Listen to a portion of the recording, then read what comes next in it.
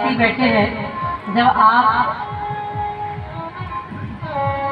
परीक्षा में जाते हो तो आपने अगर हिंदी में जितना लिखा होगा उतना हिंदी के मार्क्स मिलते हैं, मैथ में जितना लिखा है उतना मैथ के, इंग्लिश में या जितने भी विषय आपके पास है सबके अलग अलग मार्क्स मिलते हैं। या फिर ऐसा होता है कि हिंदी के कभी मैथ में जुड़ जाते हैं, नहीं जुड़ते ना, अलग अलग मिलते हैं। आपने जितना जितना जहाँ जहाँ जो जो लिखा और किया है उसका उतना उतना मिलने वाला। वैसे ही जीवन का कर्म होता है, आपने जितना बुरा किया उसका कर्म अलग मिलेगा, जितना अच्छा किया उसका कर्म का फल अलग मिलेगा। इतना समझ लीजिए स्पष्ट रूप से। बाबा तुलसीदास तो यहाँ तक कहते हैं, कर्म प्रधान विश्व रचिरागा जस फल बया हो जो जैसा करता है शुभ और अशुभ कर्म अनुहारी ईशु दे फल हृदय विचार। तो मिर्च ज्यादा हो जाए तो निकाल दोगे, आप तो एक्सपर्ट हो, 20 वर्ष से खाना बना रही हो तो निकाल सकते हो।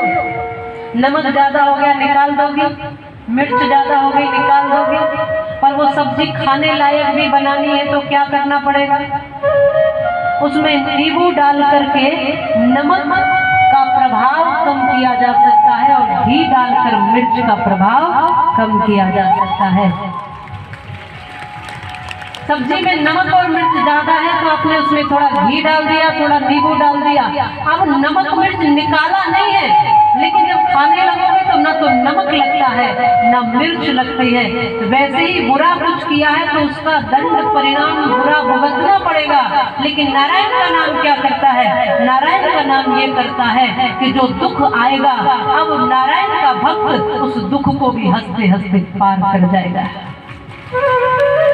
नारायण का नाम ये करता है। आप कहोगे फिर नारायण के नाम से फायदा क्या होगा, फिर क्यों भजन करें, जब मिलेगा ही, दंड मिलना ही है तो क्यों भजन करें।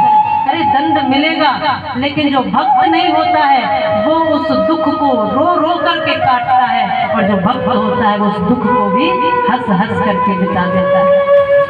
भगवान का नाम आपको इतनी शक्ति दे देता है, उस दुख को सहन करने की शक्ति देता है, और भगवान का नाम फिर उस दुख से बाहर निकालकर आपको पार भी कर देता है, मुक्त भी कर देता है।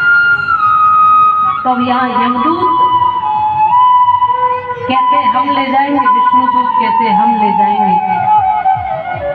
तो यहाँ पर न तो यमदूत लेकर गए न तो विष्णुदूत लेकर गए। ये बात कथा को ध्यान से समझना। यहाँ पर तो अजामिल सोया हुआ था, उसको भगवान ने एक संदेश दिया कि ये बुरा कर्म का परिणाम है, ये अच्छे कर्म का परिणाम है। बुरा करोगे तो इस तरफ जाओगे, अच्छा करोगे तो इस तरफ जाओगे। एक नर्क का द्वार है, एक स्वर्ग का द्वार है। भगवान ने उसको ये एहसास कराया। नारायण का नाम आपको एहसास करा देता है कि अच्छा क्या है और बुरा क्या है। तो वैसे ही उसकी चेतना खुली, आंखें खुली, तो उसको ध्यान में आया अब बुरा कर्म छोड़कर भगवान के भजन में लग जाओ, क्योंकि यही पार करने वाला है। तो यहाँ से उसको जागृति हुई है, चेतना मिली है, ये मन पक्का हो गया कि अब बुरा नहीं करना है। सारे बुरे कर्म जाने छोड़ दिए और फिर जाकर भगवान का भजन